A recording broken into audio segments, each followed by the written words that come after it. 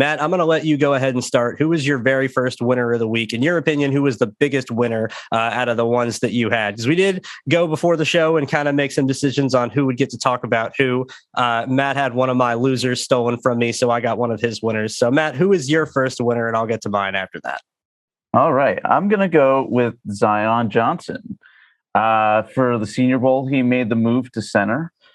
He's a guy that's very flexible in how we use him. He can play all 5 spots along the line. During the season, he had I think it was around 99% pass blocking efficiency, which is pretty incredible. I think he gave up something like only 6 pressures all year long, which is wild. But I think McShay has said that he was not only the best interior lineman of the week. In his eyes, he was also the best player, which is very impressive considering that there are guys like JJ also on the field. Yeah, spoiler alert. So if McShay saying that about Johnson is very high praise. And from what I was able to see, I agree with him. He went up against some elite interior pass rushers during practice, and he held up more than adequately. In fact, I feel like I would go as far as saying that he nullified some of these guys going up against Travis Jones, Perion Winfrey. These guys are no joke.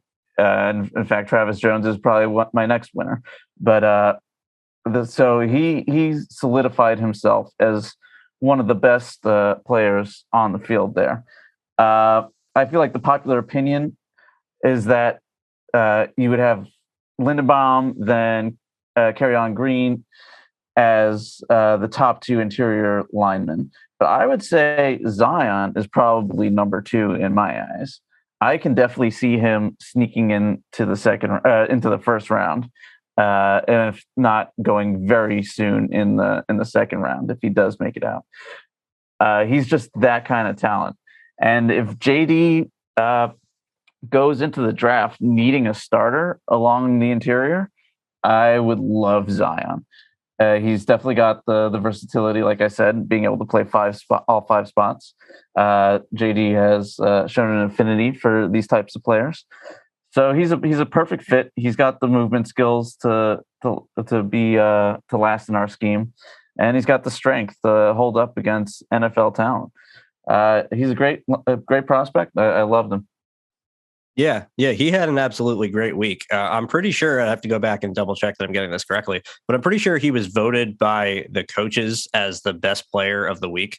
Yep. And part of the reason for that was because every day after practice, even when it was pouring rain, he was the last guy out on the field practicing his snaps at center because it was a new position for him. He got down to the Senior Bowl, had played tackle and guard at Boston College, and coaches wanted to see him play at center. And so he attacked it and committed everything he had to try and do it to the utmost of his ability. And it very clearly rubbed off on the coaches. And, that's absolutely huge. And you had mentioned Kenyon Green, which a lot of the appeal with Kenyon Green is that he had versatility and played a bunch of different spots on their line throughout the season and played pretty well at all of them. I don't see why Zion doesn't get that same credit. I don't see why we're not pumping him up for that same reason, because now we're seeing against, like you said, Travis Jones, who's one of your winners, who is absolutely a winner, just a bull in a china shop type of guy, to be able to stand up on the interior and anchor, be one of the few guys at the Senior Bowl to really slow him down. He's getting praise for a reason, and I think he's certainly ascended himself into the first round category. Absolutely. Yeah, that's going to get me to my next winner. And you alluded to it. No bigger winner at all than anybody at the Senior Bowl than Florida State defensive end Jermaine Johnson. And if you listen to this podcast, you would have heard it here first. This guy is a freak of nature. I cannot say enough good things about Jermaine Johnson. The number one thing that I love about him more than anything else, and I love a lot about Jermaine Johnson, but the number one thing is that there is so much technical polish and refinement to his game for how few games that he's started. And yes, he is a redshirt senior. He's bounced around, went to 3 different schools, started at Last Chance U, went to Georgia, went to FSU this past year. We've said it 100 times.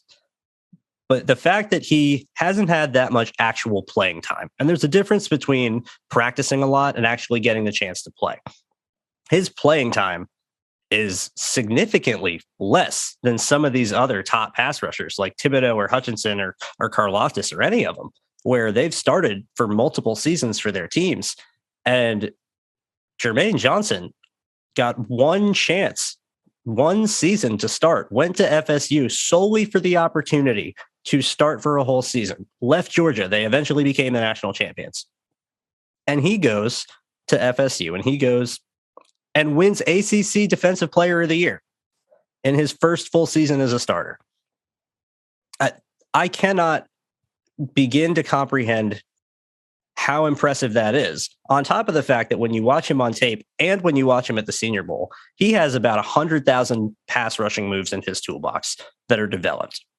He can win with speed to the outside. He can win with speed to the inside on counter moves. He can win with spins. He can win with bulls. He can win any way he really wants to. And his trajectory is just pointing so sky high. There's a track for guys like this. And this is not a comparison that I make lightly, but it's also not a comparison that I am making directly. It is just in the sense of ascension of talent, where people, when they first hear about some guys, they go, oh, there's no way he's going to go that high, or oh, there's no way he's going to be that good. And then they go to the Senior Bowl and they go to the Combine and they keep blowing it up, and more people start to realize how good these guys actually are. Jermaine Johnson gives me the exact same feelings I got from Aaron Donald. Mm-hmm. When I watched Aaron Donald at Pitt, the very first time I watched him during that season in 2013, I could not fathom a better defensive prospect on the interior because I didn't see anybody at any point in time be able to block it. And he made one play in particular against Duke that is still one of, if not the best defensive plays I've seen from a college prospect defensive lineman ever, where Duke is running a read option call and Aaron Donald is playing backside at 3 tech and reads the play so quickly, knifes into the gap so fast that the quarterback isn't even done reading the option yet. He isn't even done handing the ball off or deciding to keep it before Aaron Donald is on top of him. So instead of for Aaron Donald saying, oh, I'm going to figure out who has the ball, he just tackles both of them and flattens them. And it was one of the most amazing plays I've ever seen. Jermaine Johnson does some of those things on tape where he can use a double swipe on a tackle against Miami and completely spin him 360 degrees with a double swipe, not a power move where you're putting all of your power into your punch like a bull rush and you're really trying to knock somebody over, or you're attacking a shoulder and attacking half a man. He's a double swipe to try and get on the outside shoulders, swipe the guy's hands away, and create a lane for himself. And he's so strong, it made the guy do a pirouette. Those type of things are rare. And when you see the ascension, as I'm talking about, just like Aaron Donald, as soon as I saw him, I said, that's a top 5 player, no doubt about it. Superstar, he's going to be great. And some people in January of that draft process barely even had him in the first round. Some people were questioning if he could be a first round pick because he was only 6'1". He said he's a defensive tackle at 6'1". He's a tweener. He's not going to be able to work. He won't hold up in the run game. You still hear people say that about Aaron Donald, which is insane. And Aaron Donald goes to the Senior Bowl, wins Senior Bowl MVP, is by far the best player there. No one at the Senior Bowl has a chance of blocking him. And everyone goes, oh, okay, maybe this dude's a little bit for real. Starts his ascension, goes to the Combine, puts on a legendary Combine performance. Now everyone's on board. They say, oh, okay, he's a first round pick. Somehow he falls out of the top 10 still, goes to the Rams, I believe, 12th overall, wins Defensive Rookie of the Year his first year in the league and Defensive Player of the year after that. Jermaine Johnson's having that type of ascension. And there's a handful of players throughout time. When you look at him, Aaron Donald is a recent example of it, where once they get their opportunity and they get on the track and they've been doubted and slept on, people don't realize just how good they are. So I think Jermaine Johnson has already completed part 1 of this Donald-like ascension. And is Jermaine Johnson going to be anywhere near as good as Aaron Donald as a player in the NFL? No. Aaron Donald is one of the 5 best NFL players I've ever seen, period. That is a high praise, and I said that for a reason. But could Jermaine Johnson be a Pro Bowler as a rookie and win Defensive Rookie of the Year and be one of the better edge rushers in the NFL? Yeah, I really think so. So if he absolutely goes to the combine after he went to the Senior Bowl and did nothing but what we were expecting, if not more, where he was unblockable by anyone who wanted to touch him, did so well that he said, screw the game, I'm leaving on Thursday. I've seen, everyone else here has seen enough. And everyone agreed. That's how good Jermaine Johnson was in just 2 or 3 practices. So he goes to the combine next in the first week of March. And I really think he's going to put on a spectacular performance at the combine and open a lot of people's eyes to how athletic he is. Because right now he's getting praised for how technically proficient he is, and he deserves it. But once everyone understands just how athletic he is as well, then I think everyone's going to see he's the total package. And Matt, that's what me and you and our friend David Wyatt Hupton, also is Jets X Factor, writer of the Jets Way. We've been saying that, talking about Jermaine Johnson for a while now, that he's a complete player, and we really don't know if he has any weaknesses. We really don't know what he does wrong or what he doesn't do as good or better than any of the other top edge rushers in this class. And I really think there is a strong possibility that the Jets will be taking him 4th overall. And if they do, I am perfectly fine with it. I think they're going to get themselves a complete and total stud. Oh, absolutely. I'm with you there. I've been mocking him at 4 for a little bit now in my fun little mock drafts every week. I can see it. And I always ask people, like, just give me one reason why he can't go top 5. Right. And what doesn't he do? What doesn't he do? What boxes does he not check? And the most compelling one, which isn't really a great one, is that he's an older prospect. I think he'll be almost 24 once he gets on the field, which, all right, I guess is, I've said before, I don't really like older prospects too early, but at the same time, we're talking about edge rushers, and edge rushers, they have pretty decently long careers. You'll look in free agency, you'll find a handful of guys who are pushing 35, 36 that are still looking for a paycheck, and they can still be top contributors in the NFL. So I'm not really worried about that.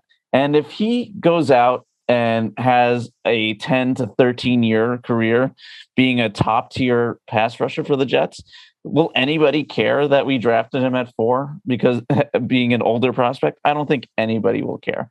It still puts him up for maybe 3 contracts with us, and he can really solidify the edge for us. So I don't really look at that as a really big knock on him. Other than that, there hasn't really been many other reasons to really knock him down. So if you just put all that aside, put all these artificial arguments against him, there really isn't anything left to really keep him from going that high. So I have no problem taking him at 4. If the Jets end up doing that, then great.